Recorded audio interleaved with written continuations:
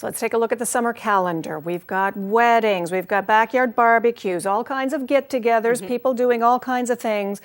And what are you going to serve your guests? Well, that's why Erin Henderson joins us. She is one half of the Wine Sisters. Good to have you back again. Thank you. I'm so happy to be back. And if anybody knows wine, it's certainly you. I mean, you know what to serve when and where. And summertime is really that time where we're out more, we're doing more, we're inviting more people in. Yeah, because we want to, especially after this winter, right? We want to get out, we want to celebrate, we want to hobnob. So hobnob with wine. Does it get any better to hobnob? I have a T-shirt that says that, Erin. Does it? It's hobnob with wine. That's a, but I think really, that was Shakespeare originally who said that. I think so. But it is all about the get-together. But what I worry about most is, you know, what to serve, what to have for the guests that goes with the occasion that you're having it for. The number one request that we get that people will say, first of all, after what is a sommelier, they will say, what can I drink or what can I eat with my wine or what can I drink with my food that I'm having? So I brought a couple of different things, and these are what I consider my favorite picks of summer. And so, of course, you can swap out the brands. That's absolutely not an issue. But these are available in the LCBO, readily available, and I just love them. So we, you know, obviously with summer being hot, I really like whites and refreshing drinks, but when you have barbecue, you also want some reds. And that was going to be my number one question. Is it, you know, red versus white when it comes to summertime, or you can kind of pair in both? Absolutely both. Okay. Now, I always say I'm far too promiscuous to pick just one. So I go for everything all the time. You know, starting over here, we have some light whites. So if you see on the far end. Okay, these are the lighter whites? Well, we have one lighter and we have one heavier. So the one with the red cap there, that's actually a Sauvignon Blanc from Ontario. And believe it or not, I think Ontario does some really great things with Sauvignon Blanc.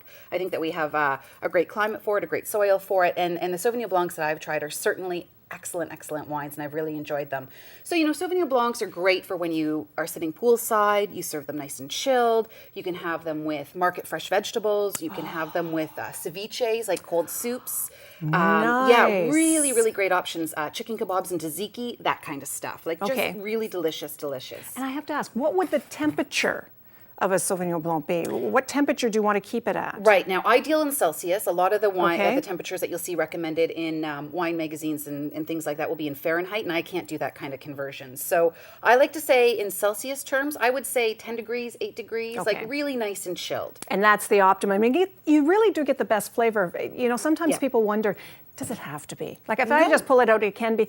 But for the best flavor of the wine, you really do want it in certain temperatures. If you can do it. And I'll tell you, the best thing that you can do, instead of sticking your wine in the freezer, you know, you get home from the LCBO and you got to stick it in the freezer in an emergency situation, the fastest way to cool it down is to get a bucket with half water, half ice, and it'll cool down in 20 minutes. Oh, it's great. perfect. It's a great option. Far better than the freezer. I love that. You know, just while we have the two bottles sitting side by side here, one thing I notice, screw cap versus cork. Yeah. On that. Difference in the wine or just difference? Okay. No, and you'll see that probably, I would say anecdotally, certainly not officially, but anecdotally, if you look to places like New Zealand, Australia, probably the bulk of their wine, maybe 80% of their wines are coming out under screw cap, red and white. And so screw cap and cork, it's largely a stylistic thing, but it certainly has no reflection on the quality of the wine. What I love about screw cap is that if you're going camping, if you're sitting by the pool, if you're going to the beach, in licensed areas, of course, that's something that you want to make sure that you're in. But if you're in a licensed area and you don't have to worry about fumbling with a corkscrew, you can just crack her open and let it rip. And you know what? Something else that you said, when you've got that backyard get-together and you're trying to keep the wine a little cooler, so you do have it in that basin that's got the ice and the water in it, if the bottle tips over and you've uncorked it, suddenly you got a whole lot of water and very little wine. No fun. No fun at all, and you've wasted all your time. Screw cap is better. Screw cap is great. Okay. So moving into, you were talking earlier about weddings. So you know you're dealing with wedding anniversary parties, major momental birthday parties, bridal showers.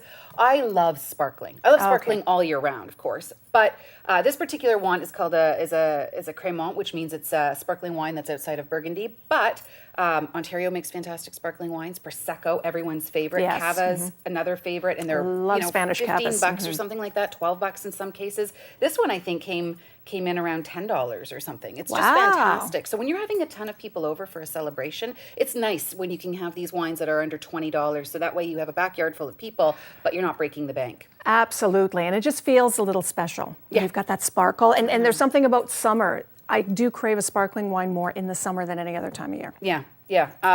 I love it all the time, for breakfast especially, but Okay. whatever. That's just me. Now, we do want to talk a little bit about reds, because there are lots of, you're barbecuing steaks and burgers and Right. really, really yummy stuff. Maybe even doing those great big roasts. People are getting really fancy with their barbecues now. So look to a nice Cabernet. For me, I think Cabernets are a fantastic option for summer barbecue. This one's spectacular. I think it's $18.95, so again, under $20. Wow. Beautiful, rich, ripe, gorgeous with the meats. The tannins and the proteins go really well together. So classic pairings that you really want to go for, and a fantastic option coming out of California. And that's actually around love all the that. time as well in the LCBO. Yeah, that looks great. It's fantastic. Would you like to try one? I mean, Oh. there's no point in doing wine if we Well, can't if try I must, Erin, if I must, what are we going to try today? it. Rosé. Okay. Some people are scared of rosé. I think it's getting a better reputation. I know last summer it became the summer of the rosé. You started to see more and more of them out. Love rosé. Now watch this. Pretend we were in the backyard, lying in your newly Okay. renovated backyard. Check Yes, this out. on the deck. Done. So I'm going to pour a little bit for you, Okay.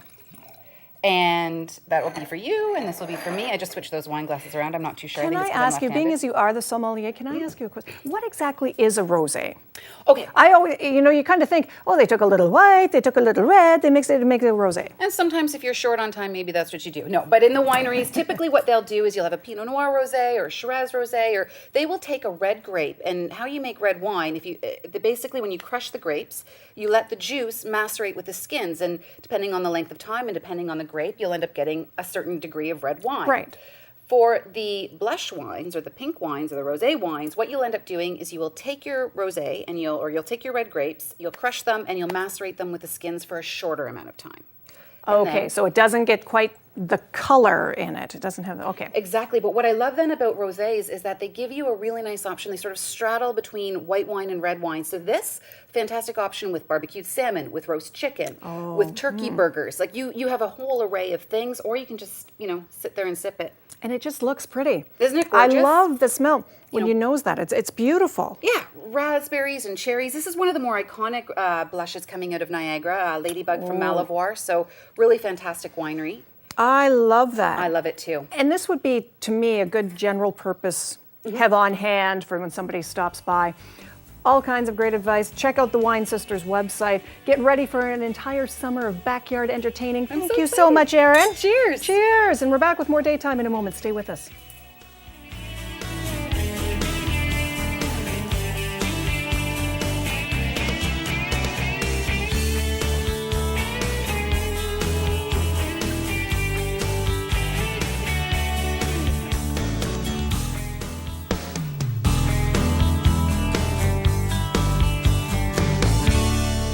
We've decided to create our own little summer get-together here, and with Erin from the Wine Sisters, and Marcus here. Cheese. So since you asked Erin what a rosé is comprised of, I just want to ask, and I don't know if someone ever explained this too, when you go and you see a wine in the Ontario section, doesn't always mean, or does it mean that the grapes were definitely grown in Ontario?